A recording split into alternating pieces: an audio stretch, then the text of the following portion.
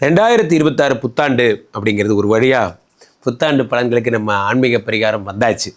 So இந்த மேசராசிக்காரர்கள் ஆவலுடன் எதிர்பார்த்திருந்த புத்தாண்டு பலன்கள் சொல்ல இந்த மேசராசியில் 3 நட்சத்திர பாதங்கள் பலமாகவே இருக்கு. அஸ்வினி, பரணி, கிருத்திகை. கேது பகவான், சுக்கிர பகவான், சூரிய பகவான். அப்போ கேது பகவான் இருக்கிறனால ஞானத்தின் அறிவுகோள் திறவுகோலாக இருக்கக்கூடிய தன்மை உங்கள் ராசியில் இருக்கவே இருக்கும். சின்ன வயசுலேயே ஞானம், மேன்மை, வளர்ச்சி, வெற்றி வாய்ப்பை எதிர்நோக்கி கொண்டிருக்கும் மேசராசி. இந்த 2026 உங்களுக்கு சிறந்த வருடமாக அமைய அதிக வாய்ப்புங்க. இந்த 7 சனி விடுங்க, அதை தாண்டி பல கிரகம் இருக்குது. இந்த வருடம் தொடங்கும் பொழுது உங்கள் ராசி அதிபதி 9ஆம் வீட்டில் கூட 9ஆம் அதிபதி பார்வையோட செவ்வாய், சுக்கிரன், கூடவே புதன், இத்தனை கிரக 3ஆம் இடத்திலே குரு பகவான் இருக்கிறார். 12 குடையவர் 3இல் மறைந்து விபரீத ராஜயோகத்தை கொடுத்து கொண்டிருக்கிறார். அடுத்ததாக இந்த 2 சிறப்பம்சங்களோட ராகு பகவானை பார்க்குறோம். அவர் 11ஆம் இடத்திலே உபஜயஸ்தானத்தில் இருக்கிறார். மேசராசிக்காரர்களுக்கு இந்த வருடம் ஒரு பட்டர்ஃப்ளை வருடம்னு சொல்லலாம். இந்த வருடம் ஒரு கழுகு மாதிரி தான்.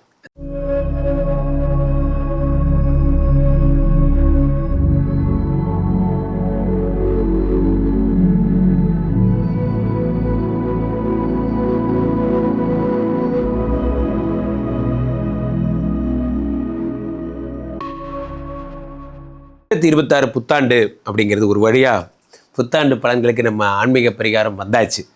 ஸோ இந்த மேசராசிக்காரர்கள் ஆவலுடன் எதிர்பார்த்திருந்த புத்தாண்டு பலன்கள் சொல்ல போகிறேன்.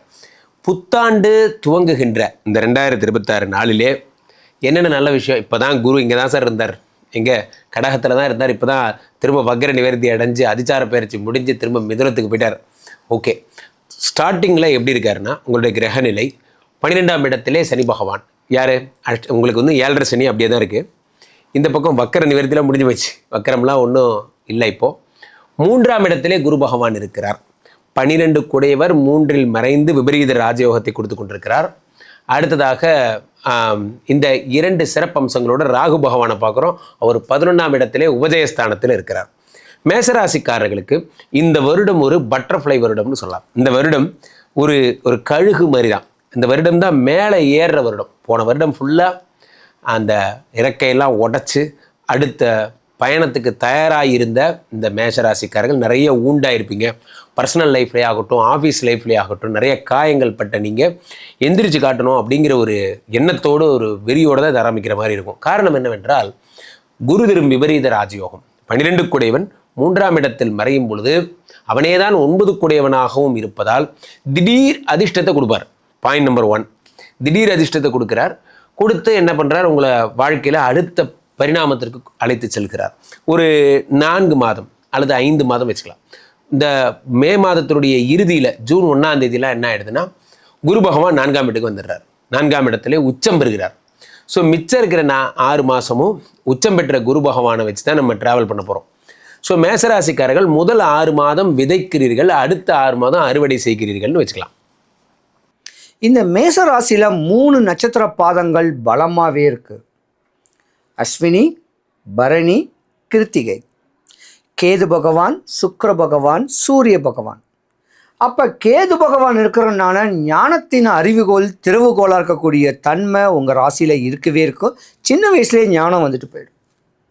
சுக்கிர பகவான் அழகாக பேசுவீங்க, அறிவாக இருப்பீங்க, அழகாக இருப்பீங்க, நல்ல ட்ரெஸ்ஸு உடுத்தணும், இப்படி அமைப்பான உடைய தன்மையும் இருக்குது. சூரியன் நெருப்பாக இருப்பீங்க, கோபக்காரு, அன்புக்கு மட்டும்தான் அடிபணிவீங்க, அதிகாரத்துக்கு அடிபணியாத ஒரு ஆண் ஜாதகம். பொதுவாகவே இந்த மேசராசியில் பெண்கள் தாங்க கொஞ்சம் பாவுன்னு சொல்லுவேன். ஏன்னா சிறு வயசுலேயே பார்த்தீங்கன்னா ஞானக்காரகன் கேது பகவான் வந்துட்டால செத்து பொழைக்கணும். 5 வயசுலேயே தன்னுடைய அம்மாவுடைய அனுகிரகத்தில் தான் நீங்கள் பிறக்கணும். பிறந்த ஒரு 23 வயசு வரைக்குமே சுக்கிர பகவான் உங்கள் ஜாதகத்தில் உச்சமாக இருப்பார். சிறு வயசில் திருமணம், படிச்சுக்கிட்டு இருக்கிற வயசில் ஏமாற்றம், டீனேஜ்லோட 19 இயர்ஸுக்குள்ளே ஒரு லவ், அந்த காதல் மூலியமாகவே கல்யாணம் பண்ணி உங்கள் வாழ்க்கையை 21 வயசுக்குள்ளேயே மூட்டை கட்டிக்குவீங்க. 23 வயசுக்கு மேலே படித்து பண்புள்ள அற்புதமான அமைப்பில் நீங்கள் ஒரு டாக்டர், இல்லை அரசு சம்பந்தப்பட்ட அதிகார தோரணையான ஒரு வேலை இருக்கக்கூடிய அற்புதமான ஒரு பெண்ணுன்னு கூட நீங்கள் சொல்லலாம். ஆனால் சிறு வயசுலேயே கல்யாணம் பண்ணிட்டீங்கன்னா, காதல் திருமணம் பண்ணிங்கன்னா உங்கள் சாம்ராஜ்யம், உங்கள் தலையெழுத்து சின்ன வயசோட முடிஞ்சு போச்சு. உங்களுடைய ஆசை பாசம் அன்புக்கு ஏங்குற மாதிரி உங்களுடைய அனுகிரகத்தில் மேசராசிக்காரங்களுக்கு கணவன் அமையிறது கொஞ்சம் கஷ்டம். ஏன்னா விதி அதுதான். அடிக்கிற கை தான் அணைக்குன்னு சொல்லுவாங்க. அந்த மாதிரி அடிக்கிற கணவர் தான் உங்களுக்கு அமையும். ஒரு சில ஜாதகர்களுக்கு அனுசரித்து தான் போகணும் வாழ்க்கையுடைய விதி தன்மையை. அப்போ 25, 27 வயசு வரைக்கும் தன்னுடைய தாயோ தகப்பனோ மாமியாரோ மாமனாரோடைய பொருளாதாரத்தை வச்சு தான் உங்கள் வாழ்க்கையானது இயங்கிக்கிட்டு இருக்கும். வீட்டுக்கு சமையலிருந்து உங்கள் பிள்ளைங்க, உங்களுக்கு குழந்தை பிறந்தால் அந்த குழந்தைங்களுக்கு நல்லது படிப்புக்கு உண்டான செலவு வரும்போது தான் உங்கள் குடும்ப பாரம் உங்களை பிடிச்சி வாட்டி வதைக்கும்.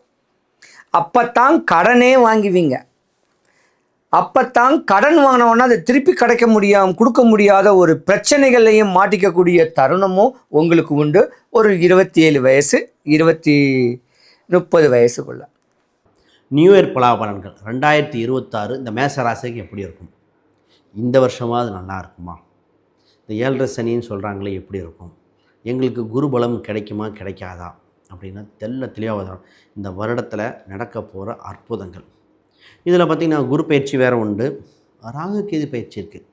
இந்த வருஷம் இறுதியில் எல்லா காம்பினேஷன் எஃபெக்டாக நெட் ரிசல்ட் சார் எப்படி இருக்கும் அப்படின்னு தெரிஞ்சுக்கிட்டா இந்த வருஷத்தில் நிறைய போன வருஷம் நிறைய பேர் மேசராசி போனால் உயிர் மட்டும்தான் மிச்சம் இருக்குது, ஏன் வாழ்கிறோன்னு தெரியல, பிறந்ததே அப்படின்னு.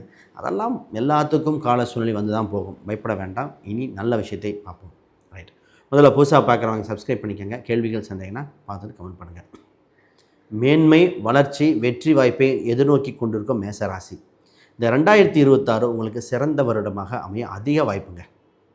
இந்த 7.5 சனி விடுங்க, அதை தாண்டி பல கிரகம் இருக்குது. இந்த வருடம் தொடங்கும் பொழுது உங்கள் ராசி அதிபதி 9ஆம் வீட்டில் கூட 9ஆம் அதிபதி பார்வையோட செவ்வாய், சுக்கிரன், கூடவே புதன், இத்தனை கிரக காம்பினேஷனில் வருது. இவங்க கிரெடிட் கார்டு வாங்கி மாட்டுறது இந்த மேசராசி தான். டக்குன்னு கிரெடிட் கார்டு வாங்கி மாட்டிக்கும். அதே மாதிரி இஎம்ஐயில் பிரச்சனை வருதுன்னுட்டால் அதில் ஒரு 4-5 ராசி இருக்குது. அதில் ஃபஸ்ட்டு பார்த்தா இந்த ராசி தான். சார் அனுப்புனேன் போச்சுன்னு சொன்னாங்க, வரல. இந்த ஃபாஸ்டேக் பிரச்சனை அதெல்லாம் போட்டு குழப்பி வச்சுருப்பாங்க. ரைட், ஃபஸ்ட்டு கடன் இதை மாறுது. ரெண்டாவது உங்கள் ராசிக்கு 6ஆம் அதிபதி 9ல் அது குரு பார்க்கும் பொழுது வேலையில் மிகப்பெரிய யோகம், ப்ரொமோஷன் கிடைக்கிற காலகட்டங்கள் எப்போது கிடைக்கும் இதோ உங்களுக்கு அப்படிங்கிற மாதிரி. 10ஆம் அதிபதி தொடர்பும் 10ஆம் வீட்டில் இந்த கிரக தொடர்பு வந்தால் சார் ஒரு இடம் விட்டு இன்னொரு இடம் மாற்றிடும். நிறைய பேர் மாற்றலாமா, மாற்றக்கூடிய காலகட்டம். ஒரு சிலர் ஜாதகத்தை பார்த்துட்டு ஆல்ரெடி கான்ஃபிடண்ட்டாக 100% சக்ஸஸ்ஃபுல்லாக போயிட்டுருக்கவங்களுக்கு ஜாதக ரீதியாக தசாபத்திகள் கால்குலேட் பண்ணி மாறலாமா, பிறந்த உருட்டு போகலாமா, எந்த திசையை நோக்கி போகலாம், இதெல்லாம் சொல்லலாம். இப்போ நிறைய பேர் ஐடி செக்டரில் கான்ஃபிடன்ட் லெவல் கொஞ்சம் பயந்துட்டுருக்கீங்க. ஒரு சிலர் ஐடியில் இருங்கன்னு சொல்லியிருக்கோம், ஒரு சிலர் மாற சொல்லியிருக்கோம். அட்மின் லைன் அப்படி உங்களுக்கு என்னென்னு பார்த்து தான் பண்ணணும். அப்போ வேலையில் ஒரு இம்ப்ரூவ்மெண்ட் வந்து டெவலப் ஆகும். இன்வெஸ்ட்மெண்ட் யோகம், இந்த ராசி கையில் காசு வச்சு தான் செலவு பண்ணிடும். ஏன்னா 12ல் சனி பகவான் ஏதோ ஒன்று கொடுத்துட்ருக்கு. அப்போ இன்வெஸ்ட்மெண்ட் யோகம் என்ன அப்படின்னா, கையில் இருக்கிற பொருளை ஒரு ஃபிக்ஸ்டு டெபாசிட்டோ ஆர்டியோ நகை வாங்கி வைக்கிறதோ ஒரு முதலீடு செய்கிறதோ சிறுக குருவி போல் சேர்த்தால் இந்த ராசி ஜெயிச்சிருங்க. கடனை தவிர்க்க சின்னதாக சேர்க்கணும். இது உங்களுக்கு சின்னதாக சேர்த்து மாதமான ஒரு குறிப்பிட்ட சேலரியில் இதுதான் உங்களுக்கு சேலரி ஃபிக்ஸ் பண்ணி எடுத்து வச்சுட்டு வாங்க, நிச்சயமாக பெனிஃபிட் அடைவீங்க. இந்த ராசிக்கு இடம் வாங்கணும், வீடு வாங்கணும், சொத்து வாங்கணும் ஒரு சிந்தனைகள் வருகிற காலகட்டமாக இருக்குது. அமைப்பு இருக்கா? நிச்சயமாக உண்டு. இதில் குரு ஜூனுக்கு மேலே குரு பயிற்சி நடந்ததுக்கப்புறம் 12ஆம் வீட்டை, அதாவது லாபாதிபதியை உங்களுக்கு 10ஆம் அதிபதியை பார்க்கும் காலகட்டத்தில் விரயத்திலிருந்து லாபம், மற்றவங்களுக்கு விரயம் உங்களுக்கு லாபம். அப்போ செகண்ட் ஹேண்ட் ஒருத்தர் வீடு சேல்ஸ் பண்ணுறாருனா ட்ரை பண்ணலாமா, பார்க்கலாம். அப்போ அந்த வீடு பார்க்கும்போது லக்னம் மற்ற அம்சம் பார்க்கும்போது எந்த தசை அப்டேட் பண்ணிக்கிறதுக்கான முதல் 6 மாதம் இதுதான். குரு பயிற்சி வந்தோடனே ப்ரமோஷன் ஆர்டரோடு வருவார். குரு வரும்போதே ஒரு ப்ரமோஷனோடு வருவார். அதான் அதில் நடக்கிற ஒரு சூப்பரான விஷயம். மேஷராசிக்காரர்கள் பெரிதும் பயப்படுவதே என்னென்னா, சார் எனக்கு 7.5 சனி வந்துடுது சார், 7.5 சனி எனக்கு ஏதாவது ப்ராப்ளம் பண்ணுமா, இந்த 7.5 சனிப்படுத்தும் பாட்டை நான் எப்படி தாங்க போகிறேன், அதற்கெல்லாம் ஒரு ப்ராப்ளமும் கிடையாது. நான் பொதுவாகவே எப்பவுமே சொல்லிட்டேன், போன வருடமே சொன்னேன், சனி குருவினுடைய வீட்டில் இருக்கிறார். இந்த வருடம் சனி பெருசாக ஒன்றும் பண்ண மாட்டார். அதே மாதிரி அடுத்த வருடமும் 2027லையுமே சரி சனி மேஷத்துக்கு போவார். அதுவும் உங்களுக்கு பெரிய ப்ராப்ளம் பண்ணாது. காரணம் என்னென்னா, மேஷத்தில் சனி நீச்சம், ஒவ்வொருத்தருக்கும் ஒரு சுபாவம் இருக்குது. ஸோ இப்போ 12ஆம் இடம் என்பது குருவினுடைய வீடு என்பதால் சனி யாருக்குமே ஒன்றும் பண்ண போகிறதில்ல. ஸோ 7 சனி உங்களுக்கு ஒரு லீவ் மாதிரி தான், நீங்கள் தான் அதை பார்த்து பயப்படுறீங்க. ஸோ 10, 11 கூடியவர் 12ஆம் இடத்தில் இருக்கும் பொழுது உங்களுக்கு விரயங்கள் அதிகமாகிறது. அதை நீங்கள் ஃபோக்கஸ் பண்ணணும். நான் ரொம்ப நாளாக சொல்லிட்டு இருக்கிறது தான், இந்த புத்தாண்டு முதல் நீங்கள் அதை ஃபோக்கஸ் பண்ண ஆரம்பிச்சிருவீங்க. நம்ம கையிலேருந்து எது போகுது, எது வேஸ்ட்டாக போகுது, இதுக்கு எதுக்கு நான் பண்ணணும், மினிமம் டியூவே கட்டிகிட்டு இருக்கேனே, கிரெடிட் கார்டு டோட்டல் பில்லை க்ளோஸ் பண்ணி ஒரு 10 நாள் கஷ்டப்பட்டாலும் சரி, இனிமேல் என் வாழ்க்கையில் கிரெடிட் கார்டுன்னு ஒன்று வேண்டாம், இந்த அதிரடி முடிவை எடுக்க ஆரம்பிப்பீங்க. உங்களுடைய சமூகத்தில் நீங்கள் ஒரு நன்னடத்தையா ஒரு அங்கீகாரம் வகிக்கக்கூடிய அளவுக்கு உங்களுடைய தன்மை மாறுறதுக்கு வாய்ப்பு 35 வயசு மேலே தான் இருக்குது. அதே போல் மேசராசியில் உள்ள பெண்களுக்கும் உங்கள் மாமியாருக்கும் உங்களுக்கும் ஆகாது. ஒரு குறிப்பிட்ட காலத்தில் உங்களை தனியாக வைக்கிறதுக்கான வாய்ப்பும் இருக்குது, இல்லை நீங்கள் உங்கள் கணவரை தனியாக கூட்டு போகிறதுக்கான ஒரு வாய்ப்பும் இருக்குது. பிள்ளைக்குட்டி பிறந்தா தாம் பிள்ளைகள் மேலே அளவு கடந்த கேர் எடுத்து அந்த குடும்ப பிள்ளைங்களை வளர்க்குறதுக்கு உண்டான அமைப்பை மேசராசிக்கார பெண்கள் கல்லு மண்ணு சுமந்தாவது உங்கள் பிள்ளையவும் உங்கள் கணவரையும் நீங்கள் பார்த்துக்குவீங்க. ஆனால் ஒரு கட்ட கால வயசு ஒரு 40 வயசு ஆனவொன்னே மேசராசிக்காரர்களுடைய கணவருக்கு ஒரு கண்டம் வரும், ஒரு கஷ்டம் வரும், ஒரு நஷ்டம் வரும், அவமானம் அவப்பேர்கள்லாம் வந்துட்டு போகும். மேசராசிக்கார பெண்களுடைய கணவருக்கு சொல்கிறேன்.